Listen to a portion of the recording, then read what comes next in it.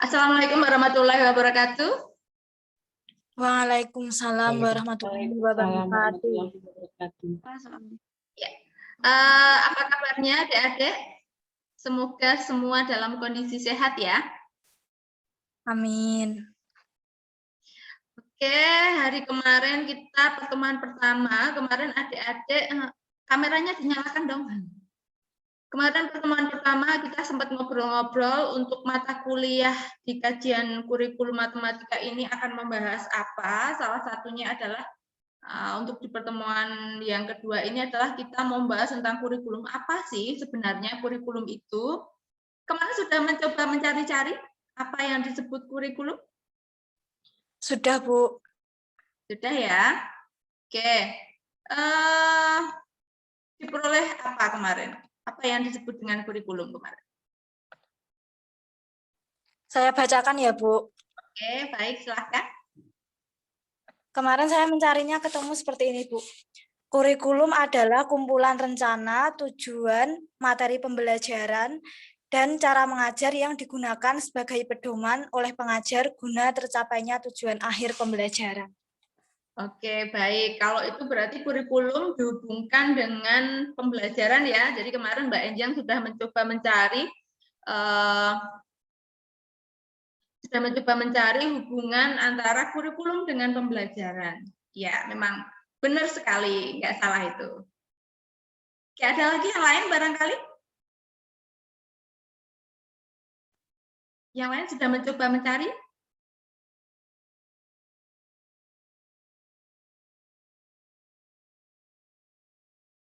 Oke, barangkali kalau kita melihat di dari hakikatnya kurikulum itu sendiri itu apa? Oke, kurikulum kalau dalam bahasa Latinnya itu berasal dari kata kurir, curil tulisannya. Itu artinya pelari. Nah, kenapa pelari? Jadi karena kemudian kurir itu kemudian tempat berlari. Kenapa kok bisa dihubungkan dengan pembelajaran ya? Sebenarnya ada apa sih? Jadi memang ada kata berlari, kemudian kalau di tempat kita kenapa ke pembelajaran? Karena memang untuk kurir atau tempat berlari ini mengandung pengertian bahwa ada sebuah jarak yang harus ditempuh oleh pelari mulai dari start sampai finish. Jadi start sampai finish itu ada jarak yang harus ditempuh. Sehingga istilah kurikulum ini awalnya berasal dari dunia olahraga pada zaman Romawi kuno di Yunani. Nah, kemudian istilah ini diadopsi ke dalam dunia pendidikan. Kemudian pengertian tersebut digunakan dalam dunia pendidikan dengan pengertian sebuah rencana pengaturan tentang mata pelajaran yang harus dipelajari. Jadi memang apa yang disampaikan Mbak Injang tadi ya, itu bahwa berhubungan dengan pendidikan, kemudian seperangkat rencana ya memang benar. Jadi memang seperangkat rencana, perencanaan, pengaturan jumlah mata pelajaran ada hubungannya dengan mata pelajaran yang harus dipelajari peserta didik dalam menempuh pendidikan. Jadi ada di SD ada, SMP ada, SMA ada, bahkan di perguruan tinggi seperti itu.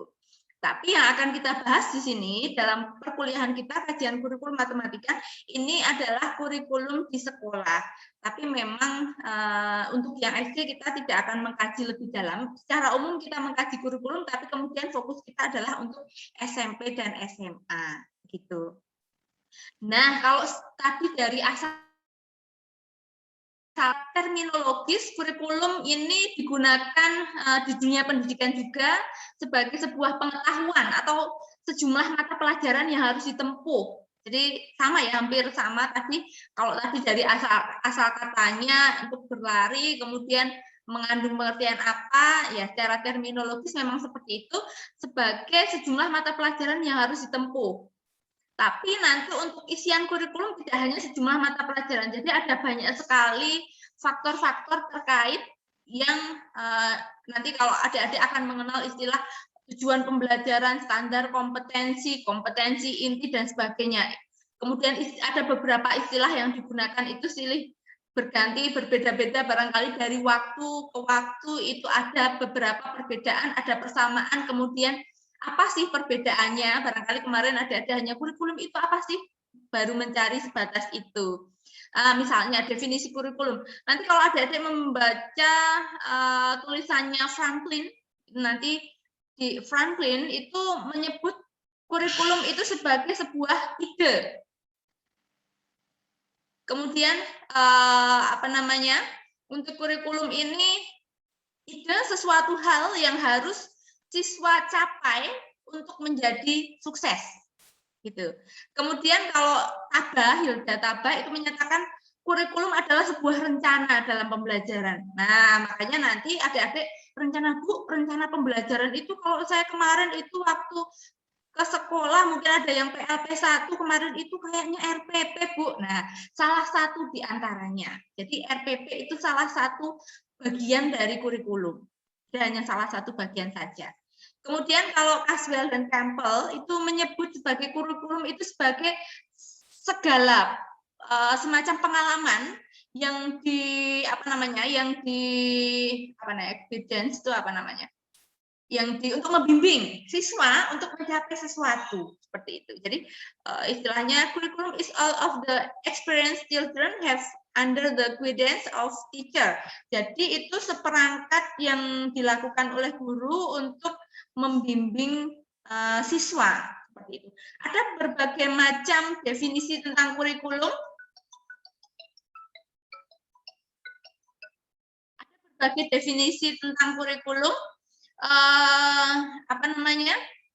Nanti adik-adik bisa mencari definisi kurikulum itu menurut ahli apa saja ya.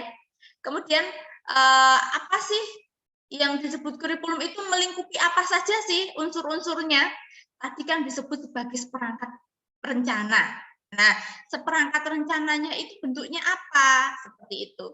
Nah, kemudian mungkin ada yang melihat kurikulum nasional. Bu, saya pernah mendengar tentang kurikulum nasional. Kemudian ada kurikulum daerah, ada mengenal muatan lokal, kemudian cara yang digunakan dan sebagainya, kemudian pedoman kegiatan belajar mengajar dan sebagainya. Nah, nanti adik-adik bisa mencari terkait hal itu, kemudian sebenarnya kenapa sih ada kurikulum? Fungsinya kurikulum itu untuk apa sih? Tujuannya kurikulum itu untuk apa sih? Nah, di situ. Nah, kemarin sudah dibentuk kelompok ya? Sudah dibentuk kelompok belum kemarin? Belum, Bu. Oh, belum, oke. Nanti adik-adik bisa membentuk kelompok. Jumlah mahasiswa berapa kemarin saya lupa. Nanti kelompoknya tidak usah banyak-banyak. Sekitar 3 mahasiswa saja satu kelompoknya. Kemudian untuk kelompok itu nanti adik-adik bisa bisa berdiskusi. Jadi nanti lebih banyak adik-adik adalah berdiskusi, kemudian diskusinya itu 3 itu kemudian nanti bisa seperti tadi yang saya tanya, bisa nanti dari kelompoknya mengemukakan pendapatnya. Jadi kalau nanti mendengarkan saya cerita terus nanti ngantuk karena suara saya kadang mengandung CTM gitu ya.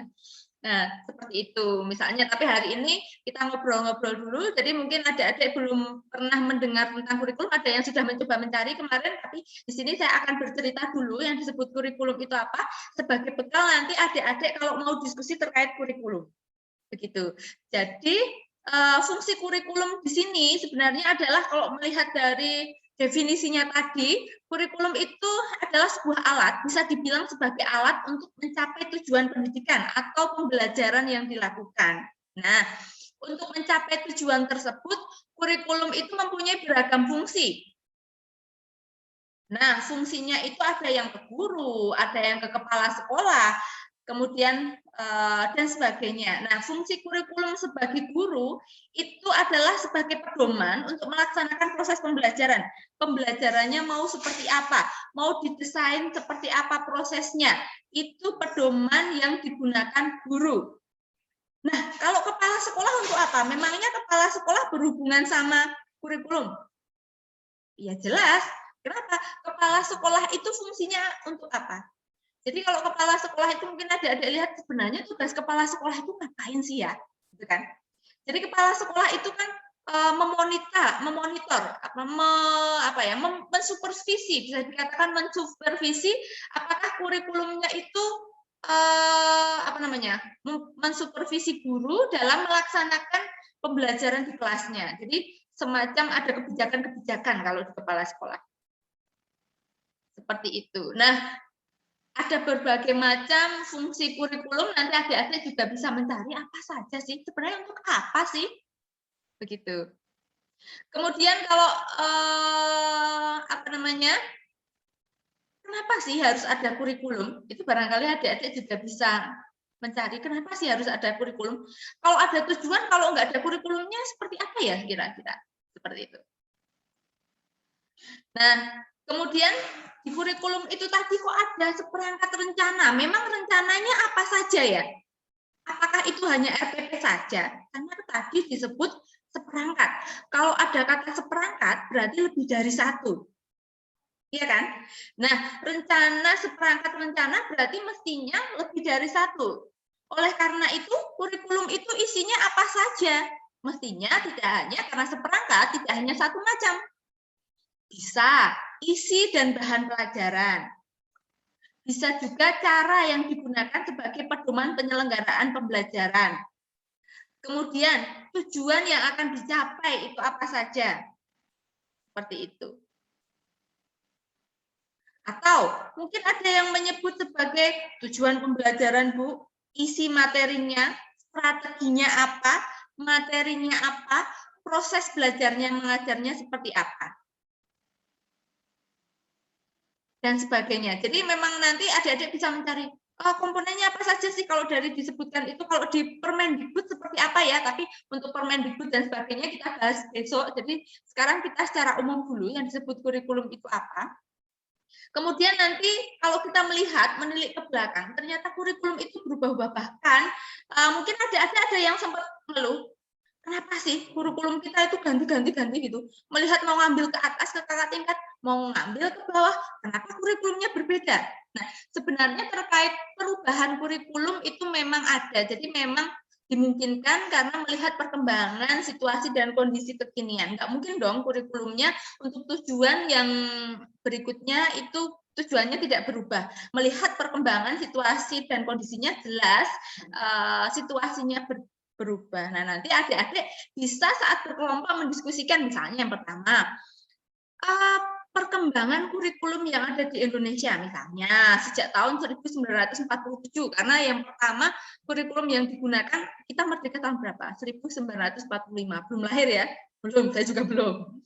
Nah, di tahun itu Menteri Pendidikan dan Pengajaran itu dulu adalah Mr. Suwandi, itu membentuk panitia penyelidik pengajaran.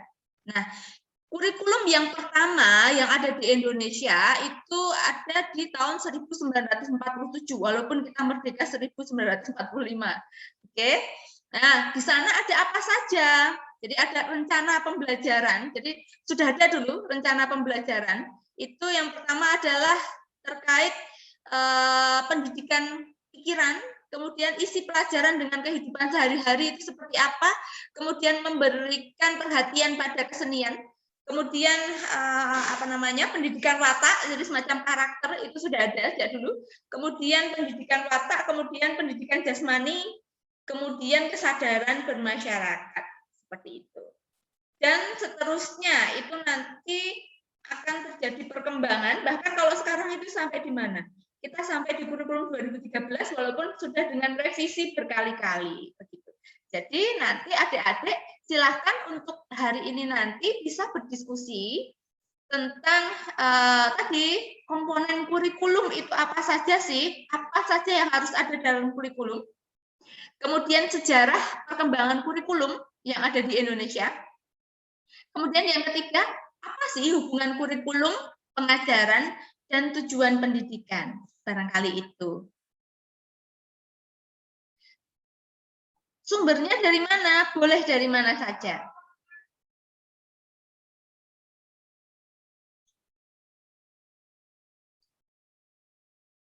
Gitu. Jadi mau nyari di buku, saya mau nyari buku di perpus, boleh. Bu, saya mau nyari dari internet, boleh. Bu, saya mau nyari di blog-blog. Nah, untuk belajar saya persilahkan. Beda besok dengan saat skripsi. Kalau skripsi cari buku dan artikel. Kalau sekarang mau dari mana saja boleh.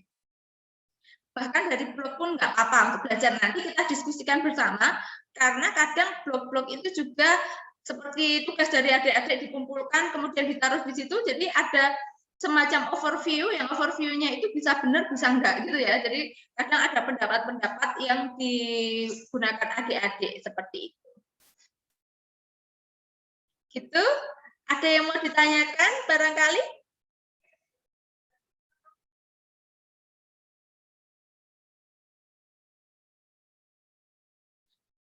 Bu, saya ingin bertanya. Oke, silahkan Mbak Enjang. Tadi kan Bu Niken kan menjelaskan bahwa kurikulum itu bisa berubah sesuai dengan kondisi dan situasi begitu ya, Bu? Betul. Nah, pertanyaan saya begini, Bu. Kondisi dan situasi yang bagaimana contohnya yang bisa untuk mengubah kurikulum itu? Oke, baik. Contoh yang paling dekat dengan kita saat pandemi. Kalau adik-adik perhatikan, kemarin kurikulum yang ada di sekolah, itu ada sebuah kurikulum, kemudian kurikulum yang digunakan itu saat pandemi itu kemarin dilakukan sebuah penyederhanaan, kemudian digunakan kurikulum darurat. Karena saat mau melaksanakan apa yang sudah kemarin lakukan, itu begitu di kondisi darurat ternyata segalanya berubah. Sehingga ada semacam kebijakan khusus untuk penyederhanaan kurikulum. Nah, itu kalau adik-adik nanti googling gitu, kurikulum darurat. Nah, itu nanti akan keluar. Sebenarnya masih kurikulum 2013 tapi dengan berbagai penyederhanaan. Begitu. Itu. Baik, Bu. Oke, terima kasih Mbak Enjang. Yang lain barangkali ada yang mau ditanyakan?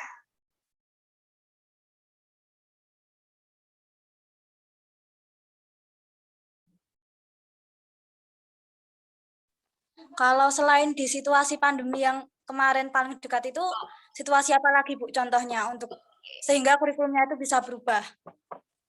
Oke, baik. Terima kasih Mbak Enjang. Jadi gini, mungkin saat saya dulu sekolah, dengan saat Mbak Enjang dan adik-adik yang lain sekolah, dengan siswa-siswa yang sekarang sekolah, itu kondisi lingkungan sosial ekonomi kita berbeda.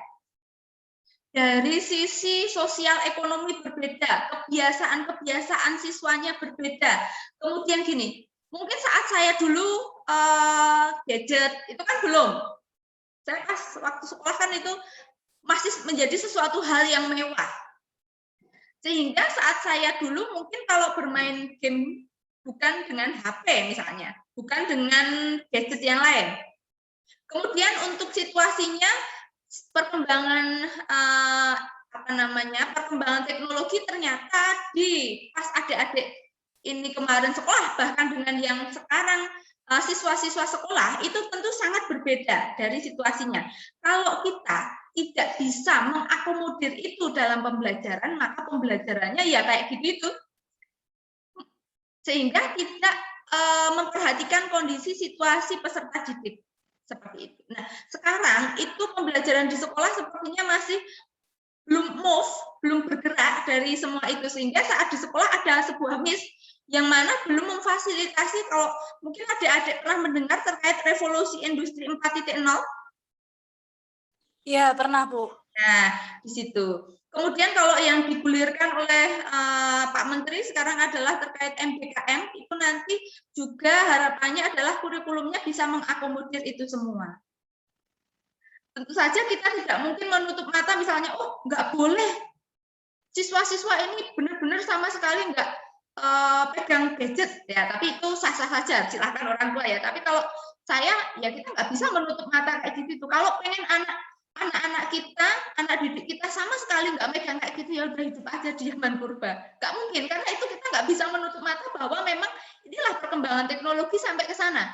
Masa iya kita nggak fair ya kalau menyuruh anak-anak didik kita atau mungkin anak-anak kita menjadi tidak bisa berkembang dan seperti kembali ke zaman purba, kan nggak mungkin. Kita harus menyiapkan anak-anak didik kita untuk siap terhadap perkembangan teknologi, kemudian bisa nggak kalah saing dengan yang sudah berteknologinya lebih maju. Seperti itu, sehingga ada penyesuaian-penyesuaian di kurikulumnya.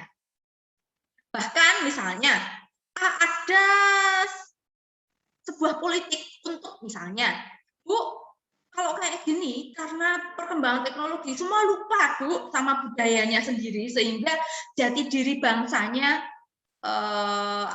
hilang. Nah, ada nggak hal-hal yang bisa kita manfaatkan dengan jati diri bangsa kita tidak hilang, tapi perkembangan teknologi anak-anak itu menjadi tetap jadi terakomodir juga, mungkin nggak? Nah, seperti itu. Nah, itu juga bisa menjadi sebuah alternatif solusi tersendiri yang bisa dimasukkan, misalnya di kurikulumnya berarti perlu dimasuki ini ya.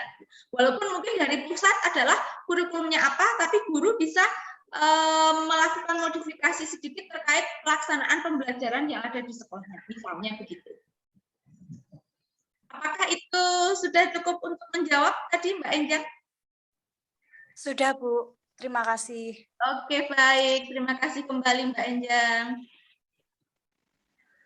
Ini dulu mesti Mbak Enjang lahirnya pagi hari. Saya izin bertanya, Bu. Ya, betul, Bu. Oke, Mbak Cynthia, silahkan. Berarti kan pengertiannya kurikulum kan sebuah alat untuk mencapai tujuan. Terus kalau misalkan kita sudah ada rencana gitu, tapi tujuannya melenceng gitu, gimana, Bu? Akibatnya apa gitu, Bu? Oke, baik. Memang sebuah rencana kalau kita merencanakan sesuatu itu bisa tercapai dan bisa tidak tercapai. Misal, Bu, saya mempunyai rencana untuk lulus tepat waktu, tapi ternyata di perjalanan ada hal-hal yang menjadi kerikil-kerikil di sana sehingga lulusnya agak mundur. Sama di kurikulum. Rencananya tujuannya adalah biar siswa-siswa bisa A, B, C, D, E. Tapi ternyata tidak semua tercapai. Nah, di sana memang ada berbagai faktor yang mempengaruhi untuk pencapaian itu. Bisa jadi, satu, kalau di kurikulumnya, mungkin gurunya nggak siap, atau mungkin siswanya seperti apa, karakteristik siswanya seperti apa, fasilitasnya seperti apa, dan sebagainya. Ada banyak sekali faktor. Tapi yang jelas di kurikulum ini seperangkat rencana. Jadi rencananya harapannya adalah tetap disiapkan dengan sebaik-baiknya, harapannya tujuan pembelajarannya bisa tercapai. Nah, untuk tercapai dan tidaknya tentu saja memang memerlukan sebuah evaluasi. Nah, salah satu evaluasinya adalah seperti penilaian terhadap pembelajaran di siswa itu. Jadi misalnya nanti adik-adik mengajar, siswa diberikan soal di akhir, misalnya PTS seperti yang sekarang adik-adik sedang PTS, kemudian hasilnya itu bisa kita gunakan untuk mengevaluasi apakah proses pembelajaran yang kita lakukan itu sudah sesuai dengan apa yang kita mau. Misalnya ternyata, loh kok ternyata nilainya jelek semua, bisa kita untuk evaluasi, salahnya di mana ya? Apakah saya mengajarnya terlalu tepat misalnya? Ataukah, apa yang saya sampaikan kemarin sepertinya memperhatikan, tapi kok siswanya mungkin seperti apa? Apakah mungkin tidak jelas kalau ada sebuah tujuan tidak tercapai, itu nilainya jelek itu bisa kita gunakan untuk mengevaluasi. Apa saja sih kemarin kemungkinannya, kemudian alternatif solusinya seperti apa. Tentu saja memang kalau kita di matematika memang nggak mesti semuanya nanti jago matematika ya. Jadi memang ada tetap ada ya faktor yang lain yang mesti kita maklumi. Harapannya adalah secara klasikal tujuan pembelajaran kita tercapai. Lebih bagus lagi kalau kita memahami per individual siswanya. Jadi karena memang perbedaan ini. Seperti itu.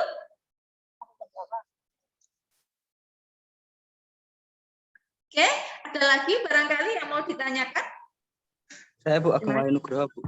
Oke, silahkan Mas Agung. Nah, saya punya pertanyaan gini, Bu.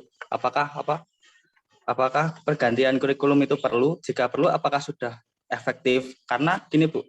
Dulu waktu kurikulum KTSP 2006 itu sekolah itu 6 hari masuk ya, Bu. Yang minggu libur. Nah, itu pas ganti kurikulum 2013 itu menjadi 5 hari. Otomatis pengurangan sekolah masuk jam masuk sekolah. Nah, yang kali ini juga menggunakan media online gitu, media kayak HP gitu. Nah, itu dari yang saya amati banyak yang Kalau anak-anak banyak yang malah main game gitu, Bu. Itu gimana, Bu? Udah efektif atau belum? Oke, baik. Terima kasih Mas Agung atas pertanyaannya. Justru itu yang pengen saya adik-adik diskusikan. Jadi yang pertama tadi untuk perkembangan kurikulum, kenapa sih kita harus melakukan perkembangan kurikulum? Kalau yang Mas Agung tadi tanyakan, itu adalah di situasi yang berbeda ya, bukan kondisi standar. Jadi kalau untuk masa sekarang dengan online itu sepertinya bukan karena kondisi standar, tapi karena ada pandemi. Sepertinya kalau tidak pandemi juga tidak dilakukan seperti itu. Jadi kalau itu bukan karena perubahan kurikulum, tapi karena situasi pandemi yang mengharuskan kita melakukan itu semua. Kemudian kalau terkait KTSP dan kurikulum 2013, kenapa harus ada perubahan? Sepertinya nanti itu perlu adik-adik diskusikan. Kenapa sih tadi yang sebagai bahan diskusi, kenapa sih ada perubahan di tahun 1947 sampai di sekarang? Untuk clue-nya, yang untuk didiskusikan tadi sudah saya sampaikan apa saja yang harus adik-adik diskusikan, kemudian bisa adik-adik berikan pendapatnya, perubahannya itu tadi karena apa saja. Nah, kalau masalah efektif dan enggak tergantung sudut pandangnya, dan itu nanti bisa adik-adik diskusikan juga. Kata efektif itu nanti dari sudut pandang mana? Apakah dari nilainya? Ataukah dari mana? Kalau penggunaan dengan online efektif dan enggak, kita lihat satu, kan pilihannya tanpa pembelajaran atau pembelajaran online kalau masa pandemi ini, karena tidak mungkin melakukan berkerumun. Jadi menggunakan HP itu merupakan salah satu alternatif menurut saya. Jadi kalau tidak pakai online, berarti kan kemarin tidak mungkin ada pembelajaran. Jadi itu bukan terkait perubahan kurikulum, tapi alternatif yang dimanfaatkan agar pembelajaran tetap berjalan. Kalau istilahnya adalah sustainable education. Jadi keberlanjutan pendidikan. Karena tidak mungkin di situasi pandemi itu kita akan melakukan tatap muka langsung, sehingga mau tidak mau itu yang dilakukan. Nah, kalau melihat fenomena yang sekarang, kan sudah dilakukan vaksin. Harapannya adalah kita bisa menjalaninya semua dengan normal. Jadi itu bukan perubahan kurikulum, tapi salah satu solusi yang dilakukan untuk menanggulangi kondisi pandemi sehingga pembelajaran tetap bisa berjalan. Berbeda dengan saat pembelajarannya itu memang dirancang online, bukan karena pandemi. Menggunakan e-learning dari awal, meski kondisi normal. Nah, itu berbeda. Ada tidak? Ada. Misalnya, UT. Di UT itu tidak ada pertemuan. Semuanya online. Kenapa? Ya karena memang kurikulumnya di sana didesain untuk seperti itu. Nah, kalau kondisi yang ada di sekolah, kenapa adik-adik sekarang menjadi pegang HP dan sebagainya? Ya memang itu tadi untuk sustainable education. Kalau tentang dia pegang HP untuk mainan atau enggak untuk belajar, itu tergantung masing-masing ke siswanya. Apakah peran orang tua bisa bisa memonitor anak-anaknya untuk belajar begitu? Ataukah akhirnya membiarkan, karena memang kalau dilihat dari kondisi sekarang pada akhirnya adalah orang tua merasa angkat tangan tidak bisa membimbing karena mungkin orang tuanya juga bekerja yang lain begitu ya, sehingga mungkin kalau dilihat dari meme-meme lucu-lucu itu malah orang tuanya jadi marah-marah sendiri, jadi darah tinggi ya kayak gitu itu ya. Kalau dulu mungkin pas di situasinya kalau guru memarahi siswa kemudian dicubit, diperkarakan polisi dulu kayak gitu itu ya. Sering ya kita mendengar kayak gitu. Nah, kita sebagai pendidik ini adik-adik calon pendidik membayangkan saat kita mau jubit gitu, wah itu besok masuk ke langsung BAP ke polisi gitu ya. Tapi ternyata begitu orang tua yang mendidiknya nggak cuma jubit malah geblek udah mukul gitu ya, karena saking gemesnya. Padahal guru yang tangani banyak. Orang tuanya menangani satu aja tangannya maju gitu, bisa dibayangkan. Memang menjadi guru tidak mudah. Jadi ini besok juga sebuah tantangan buat adik-adik, harapannya pandemi segera berakhir. Dan kemungkinan adik-adik besok saat mengajar kan kondisinya sudah berbeda. Saat berada di sekolah itu juga sudah berbeda mestinya. bertemu dengan adik-adik. Jadi besok jangan kaget saat pertama masuk mungkin PPL-nya tidak online. Wah, anaknya masuk ke SMP apalagi kelas 1 masih suka lari ke sana ke sini misalnya. Nah, itu bisa menjadi hal yang ya bisa jadi seperti itu. Seperti itu. Jadi memang di kurikulum ini adalah seperangkat rencana, tapi di rencana tersebut seperti yang Mbak Cynthia tanyakan tadi, bagaimana Bu jika itu tidak tercapai? Nah, berarti jika tidak tercapai kan kita melakukan evaluasi, kemudian yang tidak membuat tercapai itu apa, bisa kita minimalisir kekurangannya itu. Kalau di RPP misalnya nanti pas buat RPP kan ada rencana remedial, tapi RPP kan belum ya, besok di itu. Rencana untuk remedial misalnya. Kalau itu terkait faktor pengetahuan. Nah, kan faktornya ada banyak sekali, ada pengetahuan, ada afektif, ada psikomotor dan sebagainya. Begitu. Untuk yang ini memang kita masih pelan, belum sampai ke yang saya sebutkan tadi, tapi setidaknya adik-adik nanti bisa apa sih sebenarnya kurikulum, perubahan kurikulum itu yang diubah apa saja sih. Nah, begitu. Kemudian ternyata memang perkembangan kurikulum itu kalau mungkin di tempat kita diubah ya kok ada perubahan, ternyata memang perubahan itu ada dan ada berbagai hal. Nanti adik-adik bisa, kenapa sih di kurikulum 1947 kok berubah, itu dulu ada apa ya, bisa adik-adik diskusikan, cari dari berbagai sumbernya. Seperti tadi yang Mas Agung tanyakan, di KTSP itu kemarin apa sih? Jangan-jangan di KTSP itu memang sesuatu hal yang nggak pas atau pas, kemudian di kurikulum 2013 itu seperti apa ya, dan kira-kira kenapa ya kemarin kok terjadi perubahan kurikulum begitu. Jadi memang kalau di kurikulum 2013 dengan pas pandemi kan jauh sekali ya. Mulai di kurikulum 2013 itu adalah tahun 2013, sedangkan pandemi kemarin adalah 2019. Sehingga ada dari tahun 2013 sampai 2019 itu yang tidak menggunakan online. Tapi menggunakan online kemarin adalah di situasi pandemi. Kemudian dengan kurikulum darurat kemarin adalah terkait tidak mungkin untuk kita laksanakan semua sehingga ada penyederhanaan sehingga pembelajaran tetap berjalan.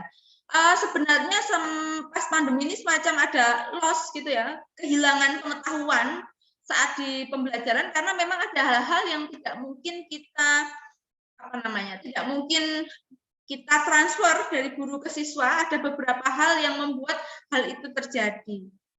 Nah, itu nanti juga bisa menjadi bahan renungan, masukan dari adik-adik untuk berdiskusi. Barangkali ada alternatif solusi, Bu, kalau nggak pakai online gimana, Bu? Misalnya, adik-adik mempunyai sebuah ide yang, wah, idenya itu, Bu, sebaiknya tidak dengan online, Bu, tapi dengan, misalnya, apa ya, yang bisa memfasilitasi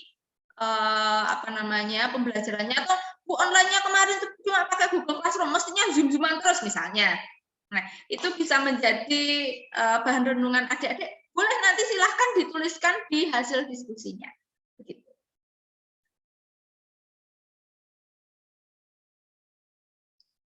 Jadi, untuk tugasnya adalah hari ini adik-adik berkelompok, nanti silahkan dibentuk kelompok. Bentuk kelompoknya boleh nanti di-share di grup. Satu kelompok adalah 3 mahasiswa, siapa saja anggotanya. Kemudian apa yang saya sampaikan tadi bisa adik-adik diskusikan. Diskusinya sebenarnya bisa ke breakout room atau gimana, tapi sepertinya adik-adik kan belum siap ya kalau saya breakout room untuk diskusi. Jadi nanti adik-adik bisa mengakses dari berbagai sumber, tadi dari mana saja boleh. Buku boleh, kalau misalnya yang sedang ada di sekitar kampus UPY bisa ke perpustakaan. Kalau enggak, cari online boleh, di blog boleh, di artikel boleh, dari mana-mana boleh begitu. Jadi nanti kemudian ada diskusi, kemudian apa yang saya sampaikan tadi dibuat semacam laporan hasil diskusinya seperti apa. Begitu? Bisa dipahami apa yang saya sampaikan? Bu, izin bertanya, Bu, yang terkait diskusinya. Iya, baik Mbak Enja.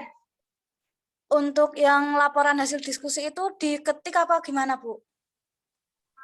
Ketik boleh, tulis tangan boleh. Kalau misalnya tulis tangan, misalnya ngobrol gini ya, kemudian ada yang ditulis tangan gitu, misalnya satu mahasiswa dengan yang lain, kemudian menulis, kemudian digabung jadi satu, nggak apa-apa.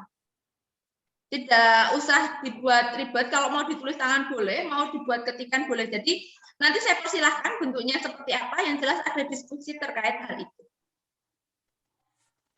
Baik, Bu. Terima kasih. Sama-sama. Ada lagi?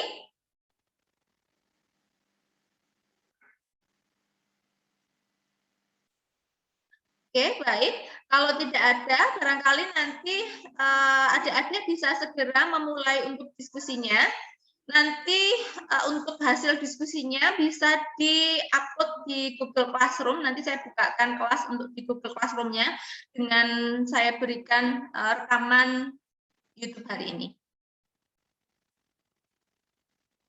Oke, baik. Kalau tidak ada yang ditanyakan, saya tutup dulu. Bu, saya izin bertanya. Oh, oke, silakan Mas Agung. Waktu pengumpulannya bagaimana, Bu? Jam berapa Oh, aja? oke. Untuk waktu pengumpulannya mau kapan? Maksimal nanti malam kah? Ada kuliah lagi ya hari ini ya? Oke, baik. Ada, Bu. Maksimal besok hari Minggu.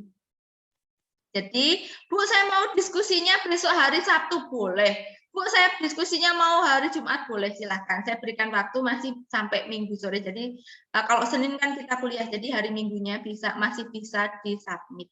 Begitu. Longgar ya waktunya ya? Ya, Bu, longgar. Tidak usah panik, tenang aja. Kita santai aja. Yang penting apa yang mau kita capai terlaksana. Begitu. Oke, baik. Kalau tidak ada lagi, barangkali saya cukupkan sampai sekian dulu untuk pertemuan kita hari ini. Untuk waktu yang masih tersisa, bisa adik-adik gunakan untuk tadi membentuk kelompok, kemudian merancang hasil diskusinya, kemudian bisa segera diskusi. Oke, baik. Saya akhiri dulu. Wassalamualaikum warahmatullahi wabarakatuh. Waalaikumsalam Waalaikumsalam warahmatullahi wabarakatuh.